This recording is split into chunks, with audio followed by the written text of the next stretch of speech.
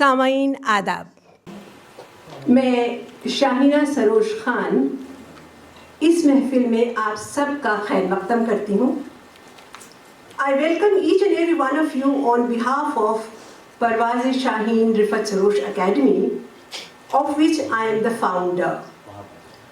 Along with my dedicated office bearers and members, we have been working for education, entertainment, support of the not so privileged section of the society.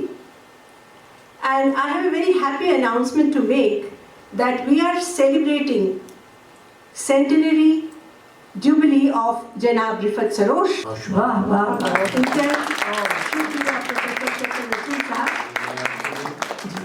शुक्रिया. रात उन फिजाओं में अश्कबार था मैं भी, रात उन फिजाओं में अश्कबार था मैं भी, तुमने जिन फिजाओं में मेरे गीत गाए हैं. और फिर मैं अगला हिस्सा छोड़ती हूँ. ये सरोश है लेकिन क्यों है इतना अफसरदा, ये सरोश है लेकिन क्यों है इतना अफसरदा, इसके शोख नगमों ने मुर्दा दिल जगाए हैं. हमारे साथ है डॉक्टर मोहम्मद शकील अख्तर, जो जामिया मिलिया इस्लामिया यूनिवर्सिटी के जो मास कम्युनिकेशन रिसर्च सेंटर है उसका रेडियो के हेड है, और एक बहुत तवील अरसे तक शकील साहब ऑल इंडिया रेडियो में काम कर चुके हैं, और इन्होंने बहुत रिसर्च की है उर्दू के मुख्तलिफ लोगों पर. डॉक्टर शकील अख्तर पेश कर रहे हैं मैं रिफत सरोश हूँ. डॉक्टर मोहम्मद शकील अख्तर. जी, मेरे लिए इस काबिल की बात है कि आपने हमें यहाँ बुलाया और रिफत साहब पर कुछ लिखने का और बोलने का मौका दिया. ये मेरे लिए बहुत ही इम्तियाज़ और बहुत ही फ़ख्र की बात है. बगैर किसी तमहीद के जब इनका हुक्मनामा आया तो मैं किसी रात बैठे सोच रहा था क्या लिखूँ. एक पैराग्राफ लिखने के बाद आँख लग गई. उसके बाद क्या हुआ, आगे का मंजर देखें आप. पहले वो पैराग्राफ लिखें. किताबों के मुताले की तरह शख्सियात का मुताला भी बहुत दिलचस्प होता है. जिस तरह किसी मुताले का हासिल एक किताब नहीं होती बल्कि बहुत सी किताबें होती हैं, इसी तरह शख्सियत की तामीर और तरक्की में कई शख्सियात का पर्तो होता है. किसी के तहरीर जहन में रोशनी पैदा करती है, कोई गौर व फिक्र की दावत देती है, कोई इल्म की वसअत का एहसास दिलाती है, किसी से मसरत और बसीरत हासिल होती है, कोई राह निजात का राह होता है. लेकिन आज मैं एक ऐसी शख्सियत का जिक्र करना चाहूँगा जिनको मैंने बारहा चलते फिरते उठते बैठते देखा है, उन्हें पढ़ा है, उनका पूर्व भी हासिल रहा है, जिसने मुझ पर गहरे नकूश छोड़े हैं. वो उर्दू अदब और नशरियात के रूश शनास हैं जनाब रिफत सरोश. 10 अक्टूबर की शाम 7:45 पर शाहीना खान सरोश साहिबा की कॉल आई कि आपको रिफत साहब पर एक मजमून लिखना है. रिफत साहब पर कुछ लिखना मेरे लिए सादत की बात है. बहुत देर तक सोचता रहा. अभी पहला ही पैराग्राफ लिखा था कि आखिर शब किसी पहर नींद आ गई. ख्वाब में देखता हूँ कि झमाझम बारिश हो रही है. मैं कब्रिस्तान पहुँचा जहाँ बारिश की वजह से कुछ शाखें टूट कर गिर गई थी. पेड़ जिनके लिए फूट कर रो रहे थे. मैंने रिफत साहब के कब्र पर फातिहा पढ़ी और तेज़ी से कब्रिस्तान से बाहर निकला. गैब से आवाज़ आई, ठहरो मियाँ शकील, इस वक्त यहाँ तुम. मैं फ़ौरन आदाब बजा लाया, अकीदत से निगाहें झुका दी. बहरहाल चारों तरफ की तारीकी में ये ख्याल आया क्यों ना इनसे ही मदद ली जाए. मैंने मुद्दा बयान किया. कहने लगे, खुश रहो मियाँ शकील, मैं उस वक्त से तुम्हें जानता हूँ जब तुम रेडियो में सर्विस के दौरान PhD का मकाला प्रोफेसर मुज़फ़्फ़र हनफी मरहूम की निगरानी में लिख रहे थे. तुम 2 बार नोएडा भी मेरे रिहाइशगाह पर आए थे. तुमने मुझे चलते फिरते गुफ्तगू करते देखा है. अब क्या मसला है? मैंने कहा कि शाहीना खान साहिबा आपकी वलादत की 7 साला तकरीब मना रही हैं और मुझे आप पर एक मकाला लिखना है. और मैंने इब्तदाइया लिख दिया है, लेकिन इसके आगे क्या लिखूँ. कहने लगे, उन्हें और उनके तमाम भाई बहनों और अहले खाना को अल्लाह सलामत रखे और तुम भी जीते रहो. तुमने मेरे बारे में कुछ लिखा है और बकिया मैं लिखवा देता हूँ. मियाँ शकील, मैं एक ज़र्रा सही सुबह नूर का लेकिन कभी गुरूब न होगा वो आफ्ताब हूँ मैं. सुनो, शुमाली हिंद के मुर्दम खेज कस्बों में एक कस्बा नगीना है जहाँ मेरी पैदाइश 1926 में हुई। यहाँ बड़े बड़े शोरा उलवा उलमा फुजला ने आंखें खूंदी। मैं तुम्हें बताऊं कि इस कस्बे से थोड़ी दूरी पर 2 तारीखी नदियाँ गागन और मारन भी बहती हैं, जो कालिदास के शकुंतला में भी रवादवा हैं, जिससे इस इलाके की तारीखी अहमियत का पता चलता है। आम बच्चों की तरह मेरा बचपन भी गरीबी के कोहरे में लिपटा हुआ था। मेरा मिजाज बचपन से ना आशिकाना था, ना शायराना, बल्कि मसराना था। मेरा बचपन एक ऐसे बेगुबार रंग में लिपटा हुआ था जिसकी कोई तस्वीर मेरे ज़हन में महफूज नहीं है। अना सुनी सुनाई ऐसी खालिसी की बातें हैं जिसे दोहराया जा सके। ना माँ बाप के प्यार लाड के किस्से, ना भाई बहन के प्यार और मोहब्बत की दास्तानें, ना अपनों की सुनी सुनाई बातें। एक सपाट और अनचाहा बचपन, जब जिंदगी का उम्मान, ना मन्नतें, ना मुरादें, ना आरज़ुएं। ज़ेब दास्तान के लिए यह भी लिखने का जवाज़ नहीं कि मेरे घर पर शेर व शायरी का चर्चा था, या अदब और शेर मेरी घुट्टी में पड़े थे, या मेरे फला मशहूर ज़माना शायर और फनकार थे। मैं अपने दास्ताने फ़िक्र फ़न की पहली कड़ी हूँ। अपने दास्ताने फ़िक्र फ़न की पहली कड़ी खुद हूँ। धूल मिट्टी और झिड़कियों में लिपटा मेरा बचपन मुझे लड़कपन की खारदार बहार पर छोड़कर कब गायब हो गया। मैं रिफत सरोश हूँ। मेरी नज़्मगोई की इब्तिदा 1942 में हुई, जिसमें ज़िंदगी और शायरी का खूबसूरत इंतज़ार मिलता है। मैंने एक नज़्म लिखी लड़कपन, तुम भी सुनो।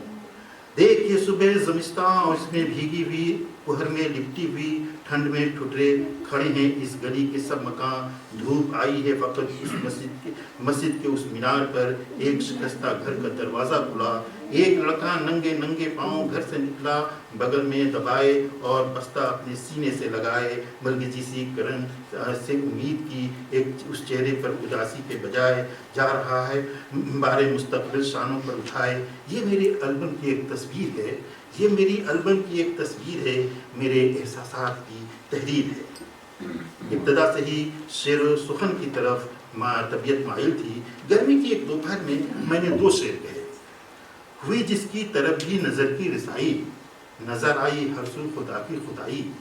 अगर गुल दिखाता है आसारे मोहब्बत तो करता है गुल की तशद्दुद नुमाई। आज मैं सोचता हूँ कि ये अशार मेरे बुनियादी मिजाज की निशानदेही करते हैं और उस माहौल की निशानदेही करते हैं जिसमें मैं सांस ले रहा था। ये मुझे याद है कि नगीना के एक मुशायरे में मैंने अपना पहला कलाम सुनाया था।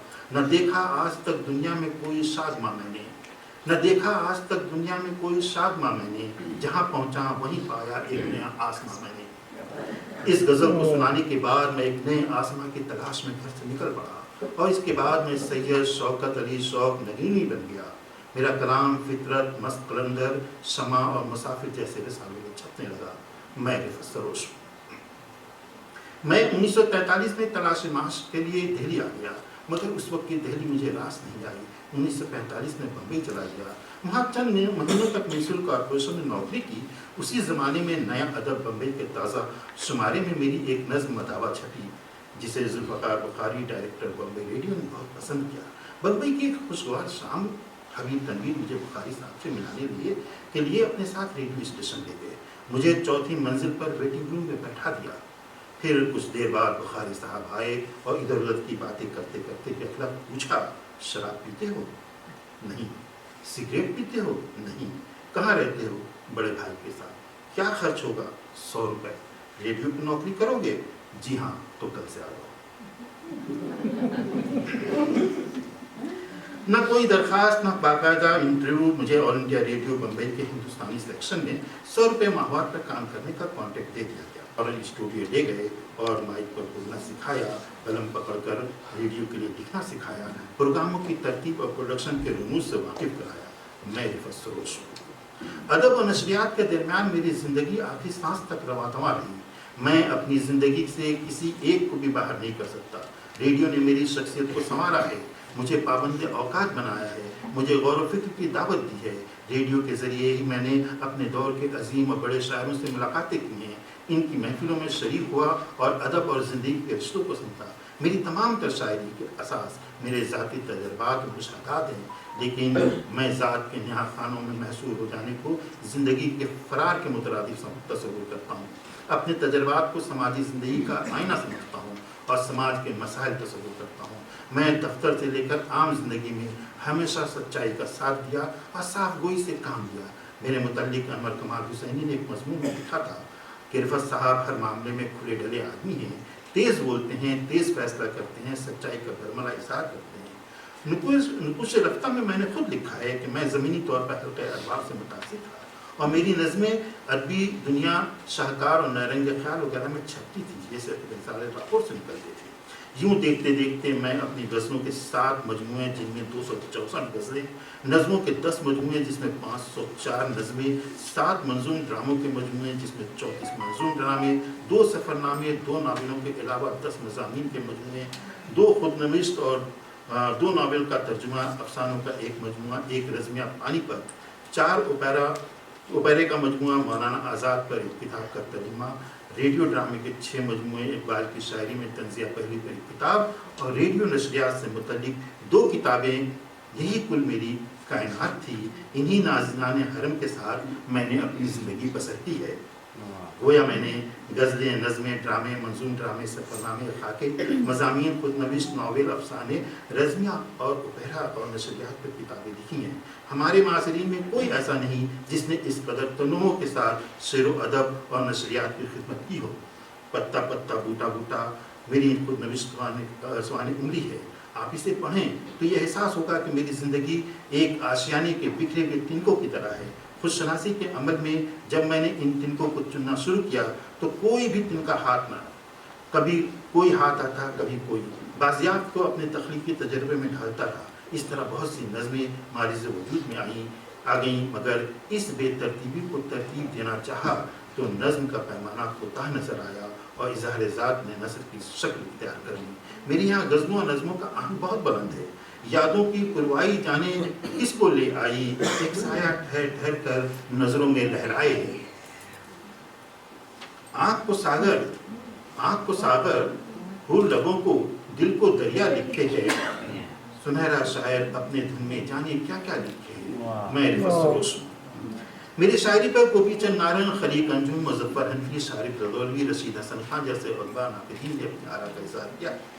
ڈاکٹر خلیق انجم پانی پت کے دیباچے میں لکھتے ہیں کہ رفعت کے ادبی شعور نے ایسے دور میں آنکھ کھولی جہاں ابھی تک غزل اپنے روایتی گھٹن سے پوری طرح آزاد نہیں ہوئی تھی، اور ترقی پسند تحریک کی غیر معمولی مقبولیت کے سبب اردو نظم کی دنیا کا ایک بڑا حصہ مزدور اور سرمایہ دار جیسے موضوعات تک محدود ہو گیا تھا۔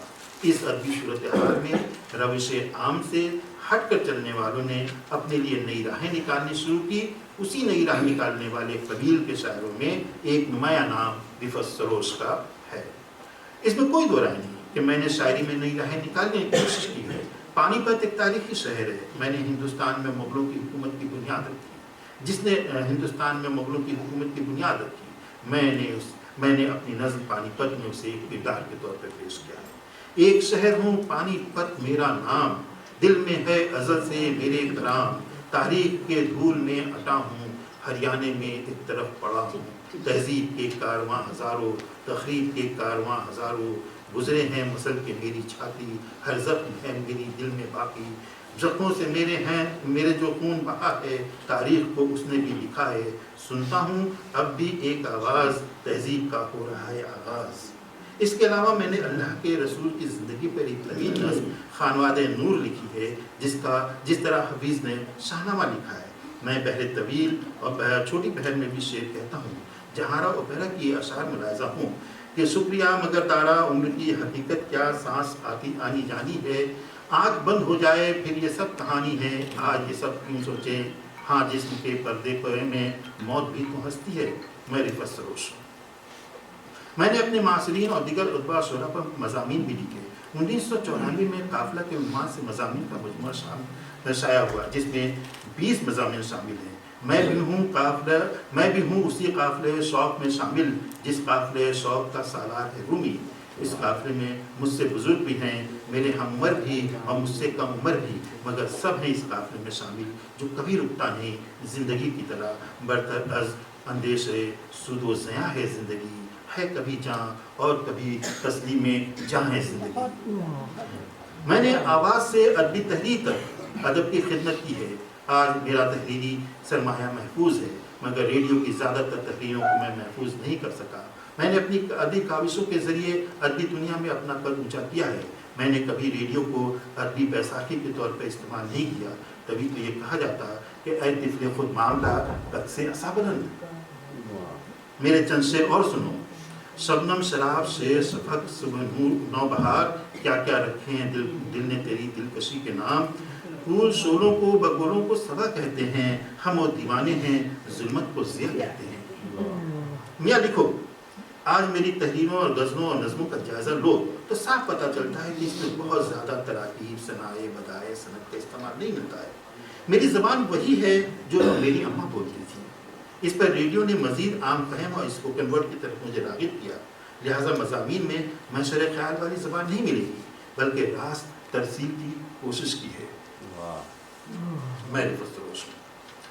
میں ادبی سودہ بازی سے ہمیشہ دور رہا ہوں اور موجودہ ادبی رویے سے نالا بھی ہوں۔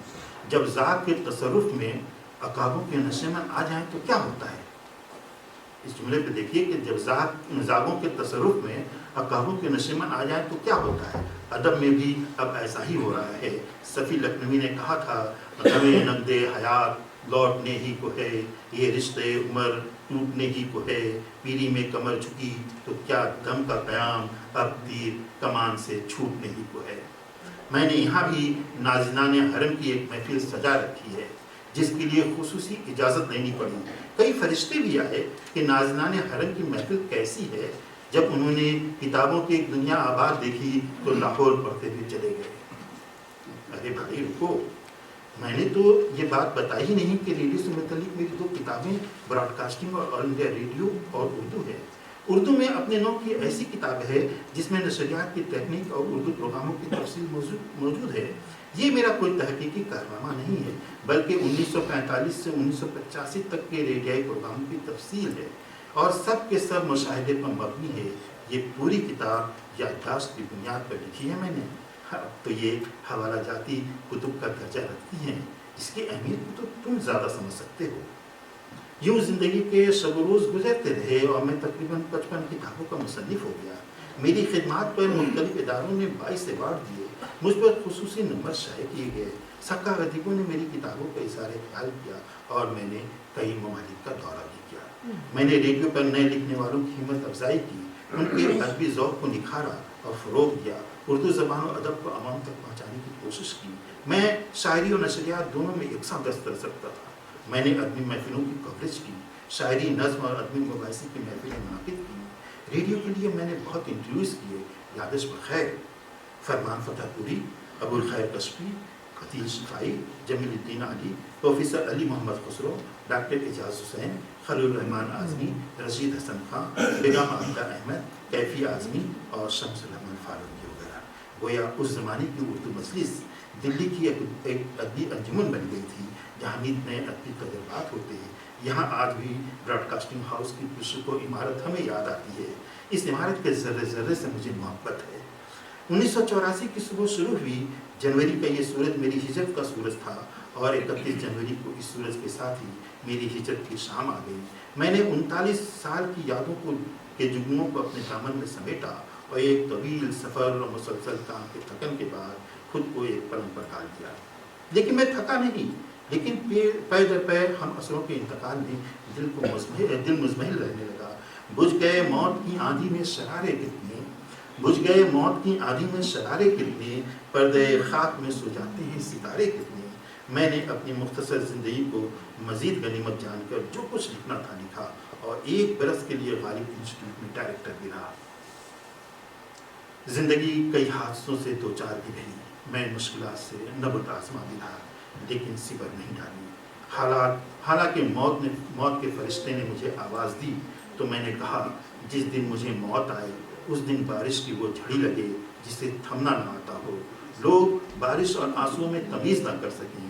جس دن مجھے موت آئے اس دن زمین پر اتنے پھول کھلیں کہ پھولوں کے سوا کسی چیز پر نظر نہ ٹھہر سکے۔ چراغوں کی لمحیں دیے چھوڑ کر میرے ساتھ ساتھ چلیں۔ جس دن مجھے موت آئے، موت میری ایک شرط مان کر آئے، پہلے جیتے جی مجھ سے ملاقات کرے، میرے گھر آنگن میں میرے ساتھ کھیلے، جینے کا مطلب جانے، پھر اپنی منمانی کرے اور यूं मैं एक नई दुनिया के सफ़र पर रवाना हो गया। कहीं दूर सुबह की अजान की आवाज़ आई, मैं उन्हें आदाब व सलाम कहता कि आँख खुल गई और मजमून मुकम्मल हो गया। बहुत बहुत शुक्रिया।